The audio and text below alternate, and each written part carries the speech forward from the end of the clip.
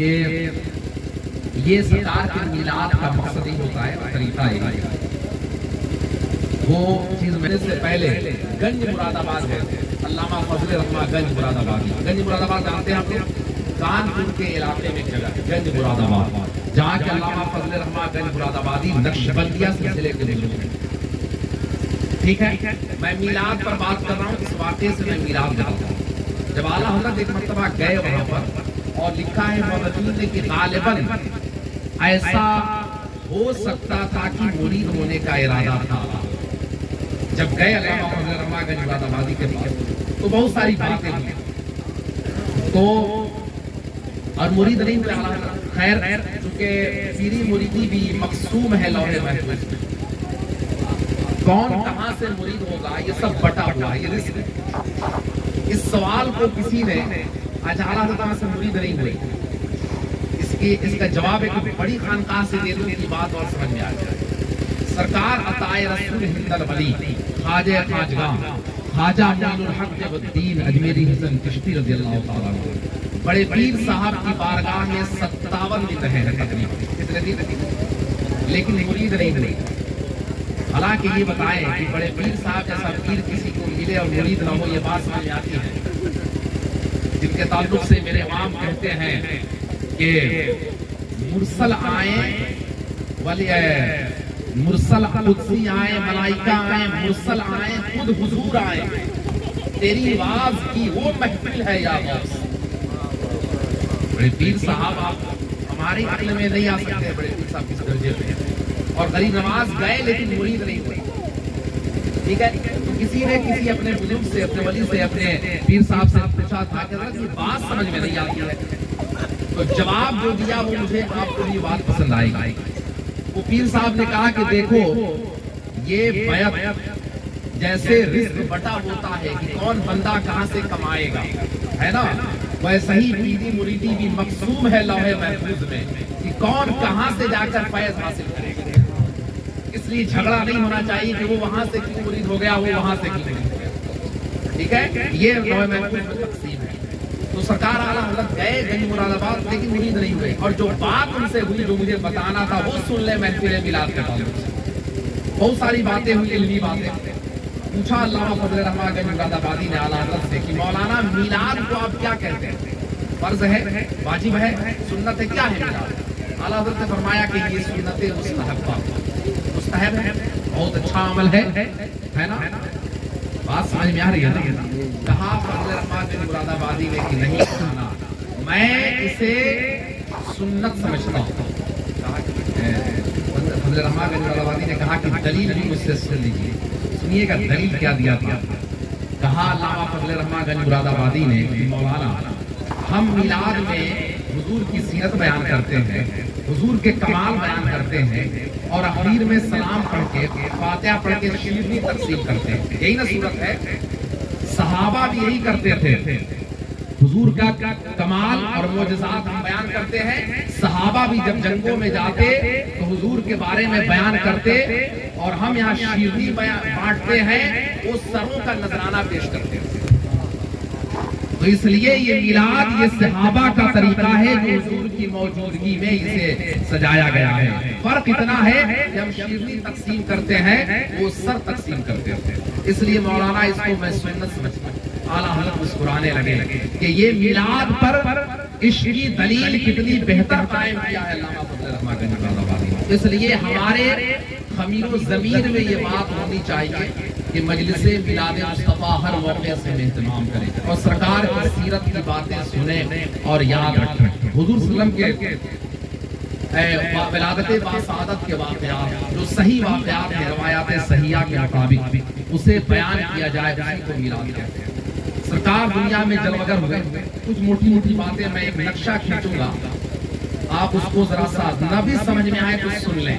ہو سکتا ہے کہ پہلی بار میں نہ سنتے سنتے، ورنہ ہمارے ہاں تو عالم یہ ہے کہ پیدا ہو گئے، مولانا صاحب آ کے کان میں اذان پڑھ دیے، ہے نا، بہت توفیق ملی تو داڑھی تھوڑی بڑھا لیے، جبہ صدری پہن ہی لیتے ہیں، ہے نا، اور کم سے کم جمعہ اور عید کے دن مسجد میں پہنچی جاتے ہیں، کم سے کم، ہے نا. اتنا تو مسلمان ضرور ہے. اور پھر مر گئے، باقی چیزیں بھی ہیں، شادی بیاہ اولاد، اور مر گئے۔ اس کے بعد گھر والے کیونکہ برسوں سے دیکھتے آ رہے ہیں کہ یہ تیجا، یہ دسواں، یہ بیسواں وہ تو کر ہی دیں گے، اور مولانا صاحب آئیں گے ہم کو بخشش کی سرٹیفکیٹ جاری کر ہی دیں گے۔ کیا غلط ہے؟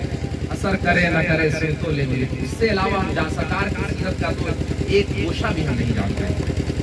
حیرت تو یہ ہے، تکلیف تو ہو سکتی ہے میری باتوں سے، لیکن کوئی مجھے اس کا ملال نہیں ہے کہ آپ کو تکلیف ہو، لیکن سن لیں حضور صلی اللہ علیہ وسلم کی سیرت طیبہ اور آپ کی حیات طیبہ کے بارے میں یہ امت نہیں جانے گی تو اس امت کا رشتہ پیغمبر سے مضبوط نہیں ہو سکتا۔ ایسے ہی اگر آپ زندگی گزار رہے ہیں، اوپر سے آپ دیکھ رہے ہیں اور باقی فلسطین کے کچھ حالات بس دیکھ لیں اور تھوڑے بہت درد کر لیں تو اس سے مسلمان ہونا آپ کا نہیں ہو جائے گا۔ سرکار کی سیرت کا ہر گوشہ جتنا آپ سے ہو سکے اپنے ذہنوں میں بسا کر اور اس پر عمل کرنے کی کوشش کرنا، یہ ایک پیغمبر سے مضبوط رشتہ ہونے کی ہے۔ حضور صلی اللہ علیہ وسلم، اب ذرا سا میں بائیوگرافی سرکار کی سیرت کا ایک نقشہ کھینچتا ہوں۔ اس تعلق سے حضرت نے فرمایا تھا مجھ سے کہ ذرا بیعت ہے، لیکن اس سماعت کے بارے سے بات ہوتی ہے، بیعت پر بڑی بڑی بات ہو جائے گی، سماعت اس لائق ہے نہیں، اس لیے کہیں کہیں سے بات آ جائے گی، اس کو سن لیں۔ حضور صلی اللہ علیہ وسلم اس ظاہری دنیا میں 20 اپریل سن 578 عیسوی 12 ربیع الاول شریف کو جلوہ گر ہوئے۔ یہ اتنا جانتے ہیں نا، سرکار سیدہ آمنہ خاتون کی گود میں جلوہ گر ہوئے۔ آپ کی والدہ کا نام حضرت طیبہ طاہرہ آمنہ رضی اللہ تعالیٰ عنہا۔ آپ دنیا میں تشریف لائے، تشریف لانے سے پہلے آپ کے والد کا وصال ہو گیا۔ آپ کے والد کون ہیں؟ حضرت عبداللہ رضی اللہ تعالیٰ عنہ۔ یہ سارے وہ اسماء ہیں، وہ نام ہیں مبارک کہ کم سے کم مومنوں کو یاد رہے۔ اپنا بائی ڈاٹا تو ہم کو اتنا یاد رہتا ہے کہ اگر ہم کو اپنے خاندان کے بارے میں کچھ نہیں معلوم تھا تو NRC میں تو کچھ معلوم نہیں گیا۔ NRC کا جب حملہ ہوا تو لوگ نقشہ بنانا شروع کر دیے تھے، نہیں تو کوئی بھی 4-5 پشت سے اوپر نہیں بتا پائے گا۔ کتنے لوگ بتا پائیں گے؟ کیا ہوگا؟ میں اکثر لوگوں سے پوچھتا ہوں تو 3 پشت تو مشکل سے لوگ جاتے ہیں۔ ارے کوئی تو دادا کا بھی نام بول جاتا ہے۔ حیرت اس وقت ہوتی ہے نا کہ کوئی دادا تک مشکل سے پہنچ پاتا ہے۔ بہت اوپر جائے گا تو 1-2 پشت اور اوپر جا سکتا ہے، وہ بھی بہت زیادہ وہ زمینداری کا، وہ زمین ادھر ادھر کرتا ہوگا، وہ کاغذ وغیرہ کی نظریں اس کی جاتی ہوں گی تو اتنا بتا سکتا ہے، اس سے زیادہ تو نہیں بتا سکتا، ٹھیک ہے۔ لیکن بہرحال حضور کی سیرت کے بارے میں اور آپ کے خاندانی کے بارے میں اور آپ کے نسب کے بارے میں جاننا یہ امت کا حق بنتا ہے نا، تو اس لیے یہ کم سے کم یاد رکھیں گے۔ بالکل ایک کتاب کی طرف پڑھ کر سنا دیتا ہوں، تقریر نہ سمجھیں گے اور اس کو یاد کر لیں۔ سرکار تشریف لائے دنیا میں، حضور کے تشریف لانے سے پہلے حضور کے والد کا وصال ہوا۔ حضور کے والد حضرت عبداللہ ہیں، چونکہ حضرت عبداللہ کے والد یعنی حضور کے دادا کا نام حضرت عبدالمطلب ہے۔ کیا نام ہے؟ زور سے بولے ذرا۔ حضرت عبدالمطلب یہ کعبے کے متولی تھے، سیکریٹری ہوتے ہیں نا آپ لوگ متولی مسجد کے، یہ کعبے کے متولی، اور تقریباً 4-5 پشتوں سے حضور کے خاندان میں تولیت آ رہی ہے، کعبے کے متولی ہوا کرتے تھے۔ حضور کے دادا حضرت عبدالمطلب کعبے کے متولی تھے، اور حضور صلی اللہ علیہ وسلم کے چچا بروایت دیگر، صحیح روایت میں 10 چچا، روایت دیگر بھی ہے 11 اور 13 کا قول ہے، 10 مان کے چلتے ہیں۔ حضور کے والد حضرت عبداللہ یہ اپنے والد کو بڑے پیارے تھے، یعنی حضرت عبدالمطلب کو یہ بڑے پیارے تھے، لیکن عجب ایک معاملہ ہوا، وہ بڑا تفصیل ہے، اس کو چھوڑ دیتا ہوں نہیں تو پھر آگے کی بات رہ جائے گی۔ خیر حضرت عبداللہ کا وصال ہو گیا، اس وقت فرشتوں نے کہا تھا رب کی بارگاہ میں کہ یا اللہ تیرا محبوب جانے سے پہلے یتیم ہو گیا، تو جواب ملا تھا کہ فرشتوں یتیم نہیں، یتیموں کا سہارا بن کے جا رہا ہے، وہ یتیموں کا آقا بن کے جا رہا ہے۔ سرکار تشریف لائے، حضور فرماتے ہیں کہ میں پاک صلبوں سے پاک رحموں کی طرف منتقل ہوتا ہوں۔ جملے کو سمجھ پائے ہیں آپ؟ نہیں سمجھ پائے ہیں۔ صلب کہتے ہیں ریڑھ کی ہڈی کو، یاد رکھیں گے صلب کس کو کہتے ہیں؟ ریڑھ کی ہڈی کو، جس میں اولاد ہوتی ہے۔ اولاد کس میں ہوتی ہے؟ صلب میں۔ کس میں؟ اس کو ریڑھ کی ہڈی کہتے ہیں۔ حضور فرماتے ہیں کہ میرے جتنے آبا ہیں حضرت عبداللہ سے حضرت آدم تک میں پاک صلبوں سے پاک رحموں کی طرف منتقل ہوتا ہوں۔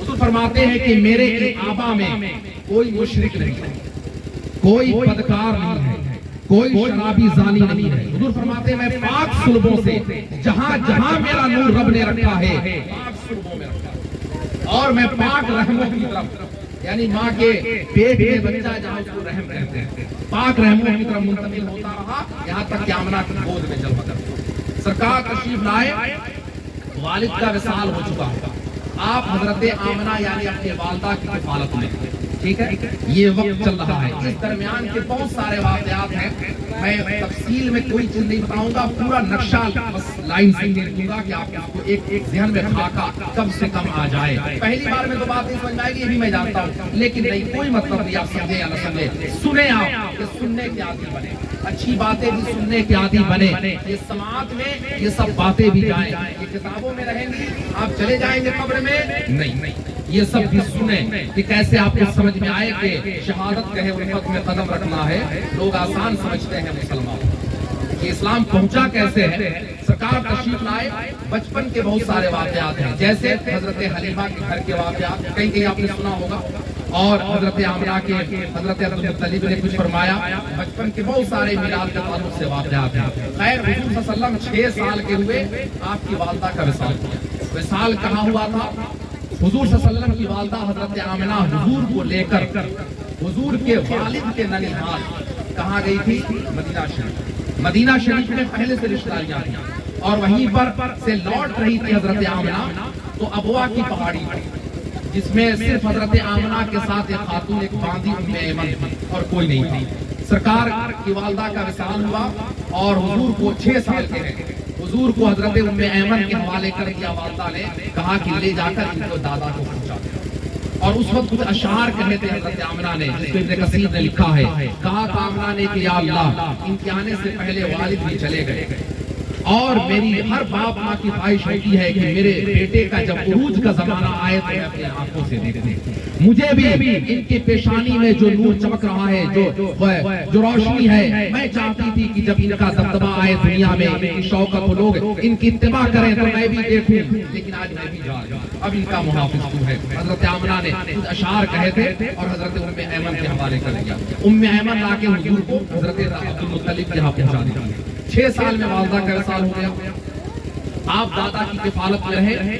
8 سال کے ہوئے تو دادا کا وصال ہو گیا، حضرت عبدالمطلب کا۔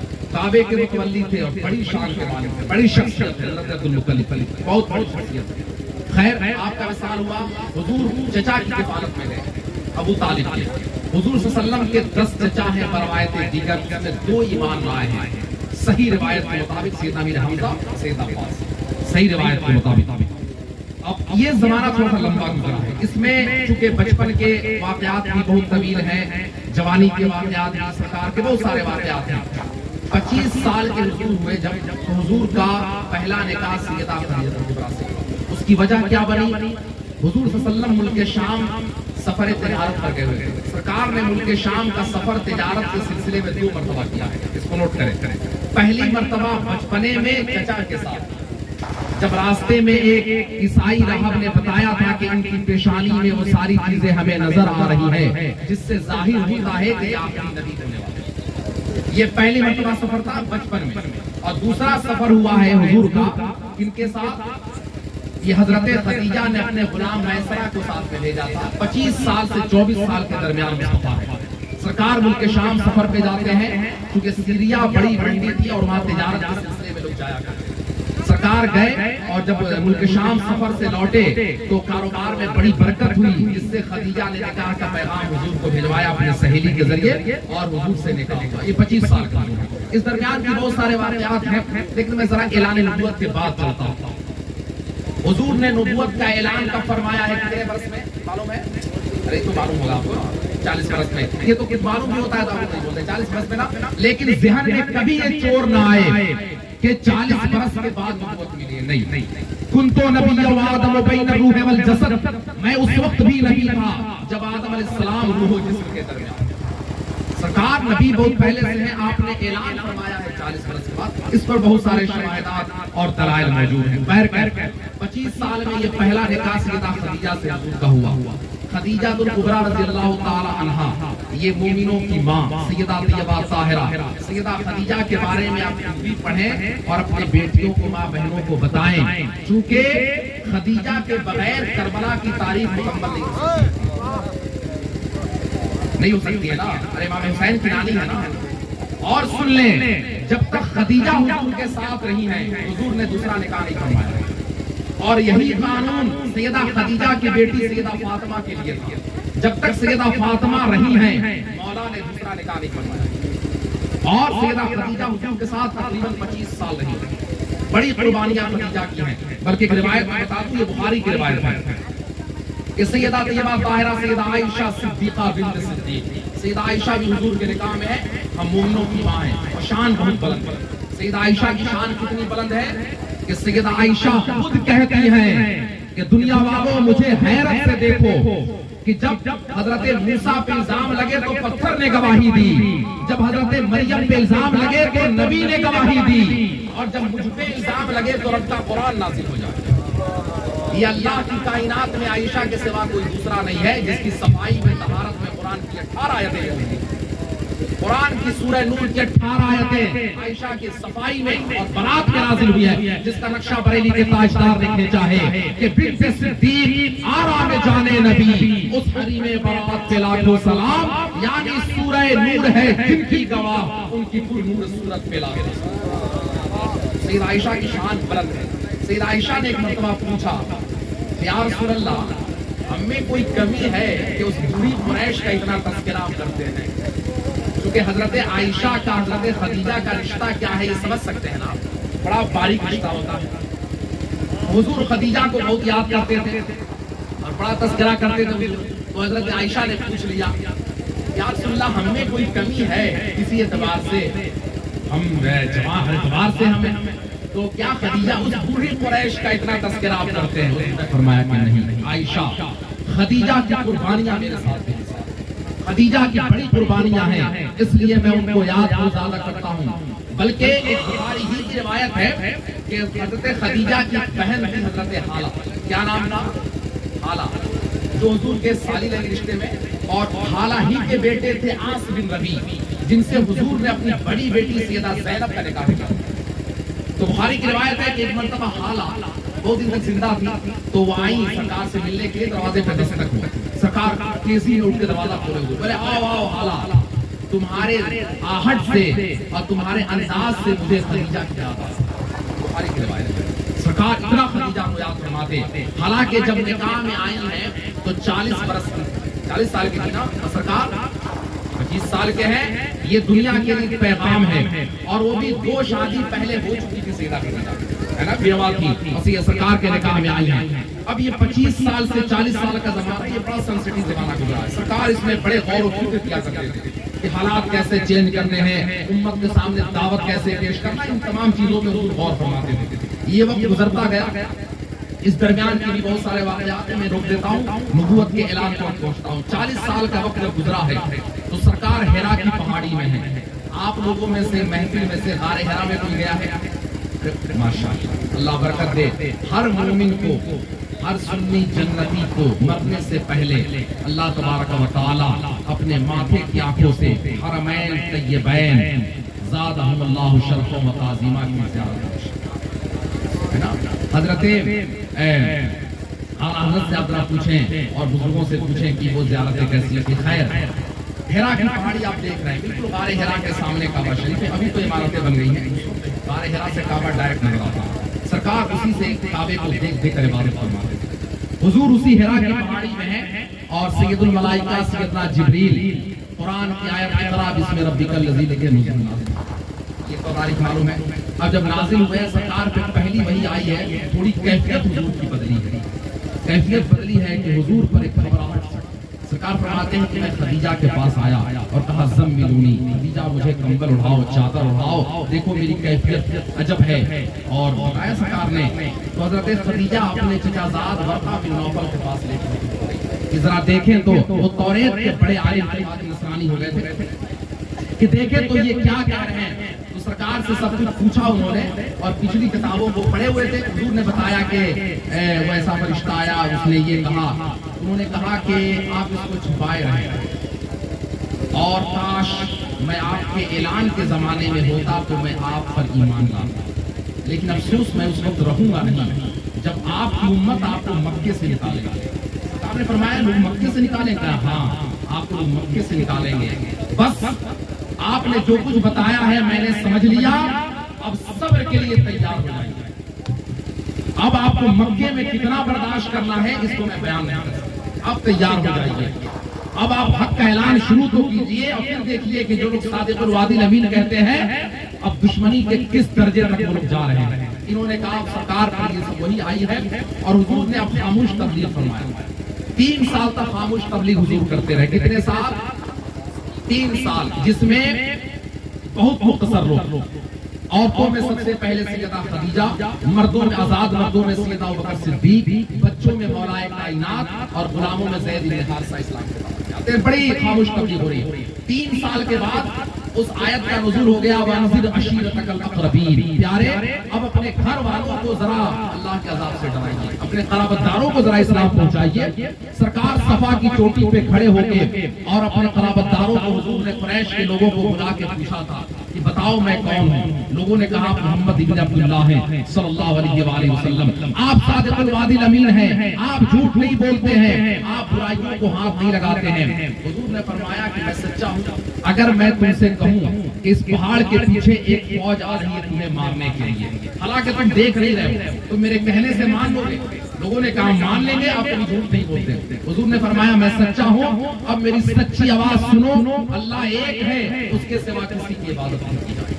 جیسے حضور نے سچی آواز کی تبلیغ فرمائی ہے, اب وہاں سے مخالفت شروع ہو گئی, حد درجے کی مخالفت ہوئی. یہ 3 سال کے بعد 6 سال تک اتنی مخالفت ہوئی کہ سرکار کو اسلام پہنچانے میں اتنی پریشانی ہوئی کہ رحمت للعالمین ہے, کائنات کا سب سے سچا انسان, ایک اللہ کی طرف بلا رہا ہو, اور 6 سال میں صرف 40 لوگ کلمہ پڑھے. معلوم ہے نا فاروق اعظم 40ویں نمبر پہ, سنا ہے نا آپ نے. اور کتنے سال؟ 6 سال گزر جانے کے بعد اسیر نامیر حمزہ فاروق اعظم کا 3 دن پر روایت ہے, 6 دن کے آگے پیچھے 6 سال کا زمانہ گزر گیا, اور صرف 40 کلمہ پڑھتے ہیں. اب جب فاروق اعظم اسلام کے دامن میں آتے ہیں, ایک نقشہ ذرا سا سمجھ لیں کہ کبھی سیرت اگر توفیق ہو سکے تو پڑھنے, اللہ توفیق دے دے تو سیرت پر ہندی میں بھی کتابیں آ گئی, اردو میں پڑھ لیں. ہمارا پیارا مشغلہ ہے اور ہمارے پیارا ٹاپک ہے کہ ہم سیرت پڑھیں, اس کو عام کریں, اس کو سنیں, اور تب انسانیت ہمارے اندر قائم ہوگی کہ کیسا انسان ہوتا ہے اور کیسے میدان تبلیغ میں کیا قربانیاں پیش کرنی ہوتی ہے. یہ علماء کو بھی ہمیں سیرت سے ہی درس ملتا ہے, اس لیے سیرت پڑھا کریں. اب سنیں 6